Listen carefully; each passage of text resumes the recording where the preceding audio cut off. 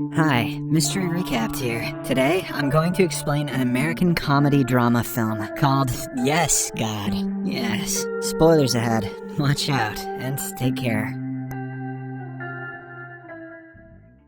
The movie is set in the year 2000. In the first scene, we are introduced to Alice, a shy and innocent teenager who studies at a strict Catholic high school. The place is so strict that many students stop coming after the first few days. Stop coming indeed. The discipline teacher makes sure to check all the girls minutely when it comes to appearance. She even measures their skirts to verify if they are of appropriate length. The school is also notorious for its ultra-religious beliefs. Lying is considered a sin, and watching romantic movies is deemed punish-worthy, especially if they star a young John Cusack. While most of the students agree with it, Alice, who is going through an intense adolescence phase, is confused. She is very curious about erotic stuff. The school's principal, Father Murphy, usually takes sex ed classes, where he explains that coitus, without the purpose of reproduction, is a sin. One day, a curious student inquires if self-coitus, i.e. jacking off, is illegal. Father Murphy simply cross-questions him. Does that produce babies? To which I'd have said, it produces maybe babies.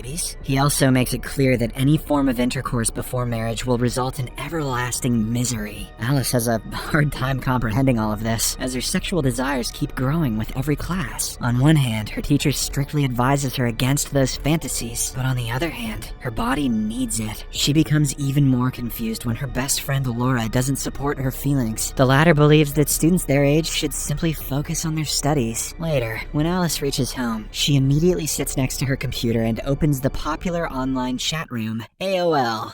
Oh man, that makes me feel old. As she is going through various rooms, she suddenly gets a message from an unknown guy by the username Harry Chest 1956. He has sent some unsolicited and explicit images of him doing it with his wife. Alice, who has never seen such pictures before, immediately turns off the monitor in disgust. But shortly after, curiosity gets the better of her, so she turns on the monitor and starts scrolling through the images. This is how all perverts online like to imagine it goes. Minutes later, Harry Chest, 1956, again messages her. He wants to know her ASL. Alice doesn't know what that means, so he explains it to her in detail. After Alice lies that she is a 22-year-old girl from Iowa, the man asks her for a picture. Slightly scared, she sends him a photo of her friend instead. This excites the man even more, so he starts sending her erotic messages. Alice just reads in bewilderment, as she doesn't understand most of the words. As the chat continues, the man inquires if she is pleasuring herself. Alice has never done it before, but when the man reassures her that it's fine, she slides her hand inside. All of a sudden, Alice starts feeling wonderful. But before she can climax, her mother arrives home. She hurriedly turns off the monitor and rushes towards the kitchen. "What's for dinner, Mom? It smells hot." The next day at school, as Alice and Laura are having lunch in the cafeteria, a popular girl approaches them and says, "I cannot believe Alice tossed Wade's salad." She also mentions that the entire school is buzzing with this rumor. However, Alice denies doing that, saying she doesn't even know what the phrase means. "I'll give you a hint, Alice, that salad contained nuts." She also asserts that she never talks to Wade, the nerdy classmate who always looks high. After the popular girl leaves, Alice takes out the cover of a chocolate filling and starts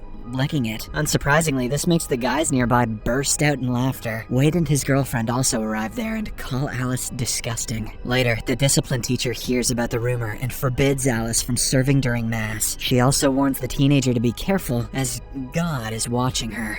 In the evening, Alice, who is feeling guilty about the AOL chat incident, confesses her venial crimes to Father Murphy. The latter does not scold her, but he simply asks her to refrain from such things. As a form of punishment, he tells her to recite the prayer 20 times, which she instantly does. "Oh man, don't stop," says Father Murphy. In the next scene, both Alice and Laura decide to attend the school's upcoming retreat, where the students will be taught how to get closer to God. Alice sees this as the perfect opportunity to return to the path of righteousness, while Laura wants to be noticed by a popular senior named Nina. When they arrive at the campgrounds, Alice cannot take her eyes off of a retreat leader, Chris, who also happens to be the captain of the school football team. He's just one T short of Christ. Maybe I'll let him touch mine. On the other hand, hand, Laura is excited to finally see Nina, who is another retreat leader. But the two get selected in the opposite groups, making them both upset. Later, Nina leads Alice to her room and asks her to hand over all her gadgets and devices. Alice hands her her watch, but she keeps her phone with herself. The next morning, all the students gather in the main hall, where Father Murphy starts one of his boring lectures. He says that they have been summoned to this trip by none other than the Almighty God himself. Once the students survive his lecture, they are asked to take part in a survey. In a form, a variation of feelings are mentioned, and the students will have to circle the ones they've felt throughout the year. Alice circles some of them, along with the word turned on. After the time is up though, she has a change of thoughts. She tries to erase the circle over turned on, but can't. So she simply crosses out the word before submitting the form. For the next exercise, the students are asked to come on stage and express anything they want to say. Nina takes this as the perfect opportunity to become the center of attraction. She goes on about how her family ignored her when she was a kid. The plan works, and all the students circle her and give her a warm hug. That night, as Alice is sneakily using her cell phone, she suddenly gets an idea. She puts the device on vibration mode and then shoves it between her legs. Alice suddenly starts having butterflies in her stomach and a weird sensation she has never felt before. However, when she sees the crucifix hanging in her room, she stops. I guess she's not into voyeurism just yet. On the second day of the retreat, all the students are taken on a hike through the woods. A girl accidentally trips, so Chris helps her up elegantly. This gives Alice an idea, so she fakes an injury and calls him for help. He immediately goes to her, picks her up, and takes her to a nurse. Alice is over the moon. In her mind, she is having multiple hormonal explosions. The retreat is turning out to be a good one for her so far. But unfortunately, in the evening, Nina finds out about her cell phone when it unexpectedly starts vibrating. It is immediately confiscated, and Alice is sent to Father Murphy. As a punishment, he assigns her to cleaning duties around the retreat house. Alice obliges and starts cleaning right away. A few hours later, while she's still at it, she notices a computer inside Father Murphy's room. Since there is no one around, Alice silently opens his computer and logs onto AOL anonymously. Then she inquires what tossing the salad actually means. Unfortunately, the people in the chat room give her different answers, and none of them seem to be conclusive. It means drying off the leaves. It means mixing up the ingredients. It means blowing yourself. At the same time, Alice hears some footsteps approaching, so she hastily turns off the monitor, not realizing that the computer is still open. On her way out, she runs into Nina, who lightheartedly guilts Alice about her presumed encounter with Wade. Nina further adds that she is not mad at her for illegally sneaking in her phone. Instead, she is hopeful that Alice is on the right path towards righteousness. On the third day, Chris gathers a bunch of students and asks them to confess their regrets, if they have any. He says that confessions help people relieve their stress and stay focused. One by one, all the students explain their sob stories. One talks about his recent breakup with his girlfriend, while another mentions how she couldn't attend her grandmother's funeral. When it's Alice's turn, she says she wants to grate some cheese on Chris's sweet abs, but actually she has nothing to say. So she just lies that her dog was poisoned to death, and she couldn't save him. The story touches one of the students so deeply that she starts crying. Later, as all the students are in the cafeteria, Father Murphy shows up with an anxious look and reveals that someone accessed explicit content on his computer. He then tells the culprit to claim responsibility as soon as possible. When no one utters a word, he leaves, saying his favorite catchphrase, "God is watching." The incident frightens Alice, but she decides to keep her secret concealed. In the next scene, all the students are called to Father Murphy's office one by one. He wants to check if they are making progress. Soon it's Alice's turn, and the first thing she is asked about is her relationship with God. She simply replies,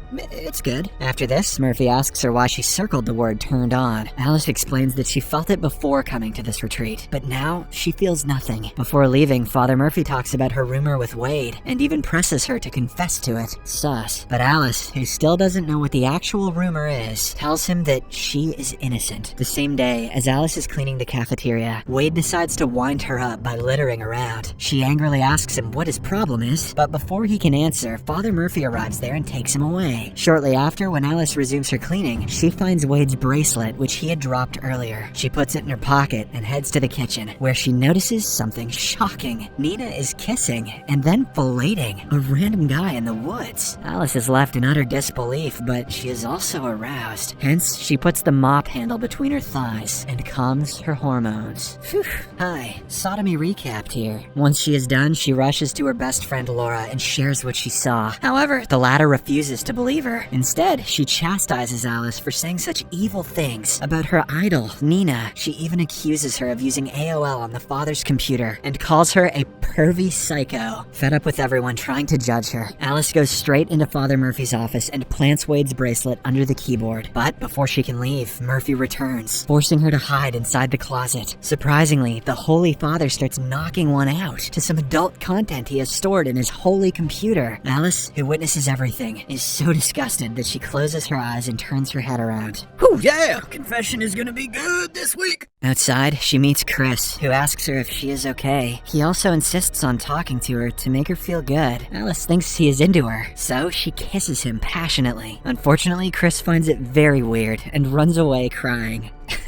At night, when everyone is busy with their prayers, Alice sneaks out to the campgrounds to have some fresh air. She stumbles upon a lesbian bar, where she and the owner Gina commiserate about how the fear of damnation can warp an adolescent's development. The teenager asks Gina about why everyone wraps around a fake image to impress others and hide who they really are. She further adds that she is afraid to explore and commit small mistakes, afraid of the fact that she will go to hell. Seeing her depressed, Gina reveals her own story. She explains that she was also brought up in a Catholic school, where the rules were extremely strict. However, she didn't let them change her, and now she is a totally different person than what was expected of her. Hearing this, Alice becomes somewhat happy. After their conversation ends, Gina gives her a ride back to the retreat. She also encourages her to look into colleges that are much more open-minded. Before she returns, Alice has one last question. She wants to know the meaning of tossing someone's salad. Gina laughs for a while and finally reveals that it means licking someone's Alice also pretends to laugh, but deep down, she is horrified. On the last day of the retreat, as all the students are having breakfast, Father Murphy abruptly pulls Wade away. Turns out that his bracelet has been found, making him the perpetrator in the father's eyes. With this, Laura also makes peace with Alice and promises to not judge her again. Surprisingly, she also reveals that Wade is gay. He simply spread the rumor of Alice tossing his salad in order to conceal his true identity. If Wade wanted a convincing lie, maybe he shouldn't have made it about his Later, in the sharing session, Wade is made to apologize for all the horrific atrocities he has committed. Once he is done, Father Murphy asks if anyone else wants to go next. Alice immediately volunteers and begins her speech. She explains that everyone has something to hide, but that doesn't make them a bad person. Some things are best unsaid. She also encourages everyone to not follow rumors and respect everyone equally, just like Jesus did. Jesus is hot, she says. He may not have hair as good as Steve's, but I hear he knows how to smite. Following this, the scene skips to a few days later. At school, Alice runs into Chris, but he is still uneasy about the earlier incident. He thinks that Alice will kiss him again, but when she promises that she just wants to be friends, he calms down. That evening, Alice heads to the reconciliation room with Father Murphy, where she nonchalantly reveals that she watched an adult video during the retreat. When she starts explaining the specifics of the video, Father Murphy realizes that it's his favorite one. Both of them know what's up, but they do not speak about it. Before leaving, Alice asks if she will get punished for watching the explicit content, and Murphy, with shame in his eyes, says, I don't know. In the final scene, Alice reaches home and plays the videotape of her favorite movie, Titanic. She forwards to the intimate scene and prepares to trigger her hormones. The movie ends as she notices a vibrator nearby, possibly belonging to her mother.